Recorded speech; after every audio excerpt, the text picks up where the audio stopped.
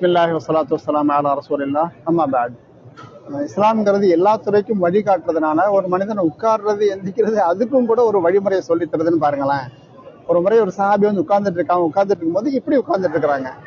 அதாவது இடது கைய உள்ளங்கைய தரையில ஊனி இப்படி உட்கார்ந்துட்டு இருக்கிறாங்க. இந்த மாதிரி உட்காரக்கூடிய ஒரு ஸ்டைலை பார்த்தோன்னு நபி ஸல்லல்லாஹு அலைஹி வஸல்லம் சொல்றாங்க, அத்தக்உது கஅதத்துல் மக்தூபி அலைஹிம், என்னப்பா அல்லாஹ்வுடைய சாபத்துக்குரியவர்களா இருக்கிறாங்க, அவங்களுடைய உட்கார்ற மாதிரி நீ உட்கார்ந்துட்டு இருக்கியோ அப்படின்னு கண்டிக்கிறாங்கன்னு பார்ப்போம். எனவே இந்த மாதிரி ஒரு மனுஷன் உட்கார்ந்துட்டு இருக்கக்கூடிய நேரத்துல இடது கையினுடைய உள்ளங்கைய பின்னாடி இப்படி ஊன்ன மாதிரி நம்ம இருக்கக்கூடாது, அது மக்ரூஹ் என்பதாக பல கிதாப்ல இது சம்பந்தமா தனியா ஒரு பாடமே போட்டிருப்பாங்க.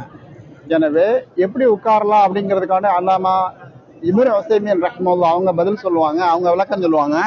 ஒண்ணு ரெண்டு கையும் இப்படி ஊனிக்கிறணும், அல்லது வலது கை மட்டும் இப்படி ஊனிக்கலாம். இதுக்கு அனுமதி உண்டு, இடது கை மட்டும் ஊன வேண்டாம் என்பதாக சொல்றாங்கன்னு பார்ப்போம்.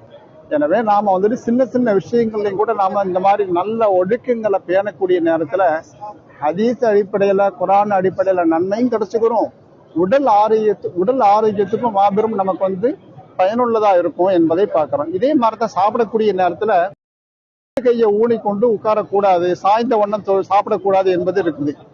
அம்மா ஆனா லா ஆக்குரு முத்தக்கியான் என்பதாக ஹதீஸ் பார்க்கும். உட்காரக்கூடிய நேரத்துல நான் வந்து சாய்ந்து கொண்டு நான் வந்து சாப்பிடலாம் மாட்டேன் என்பதாக நபி ஸல்லல்லாஹு அலைஹி வஸல்லம் சொல்லக்கூடிய செய்தியை பார்ப்பேன். எனவே சாப்பிடும்போது கூட நல்லா ஃபுல்லா இப்படி சாஞ்சிட்டு உட்கார்ந்துட்டு இருக்கிறதோ, அல்லது நம்ம பலரும் இப்படி பார்ப்போம், நம்ம இடது கையை வந்து முழங்கையை இப்படி ஊனிட்டு உட்கார்ந்துருக்க பார்ப்போம். இதெல்லாம் தவிர்க்கப்படணும், மக்ரூஹ் என்பதாக நம்ம ஹதீஸ்ல பார்க்கிறோம். எனவே இந்த மாதிரி சின்ன சின்ன விஷயங்கள் நம்ம பேணக்கூடிய நேரத்தில் துன்யா ஆகிறது, அதாவது நன்மையும் கிடைச்சுக்கணும், உடல் ஆரோக்கியத்துக்கும் அது வந்து ரொம்ப வகை செய்யும் என்பதால் இது போன்ற விஷயங்களை நம்ம பேணிக்கொள்ள வேண்டும்.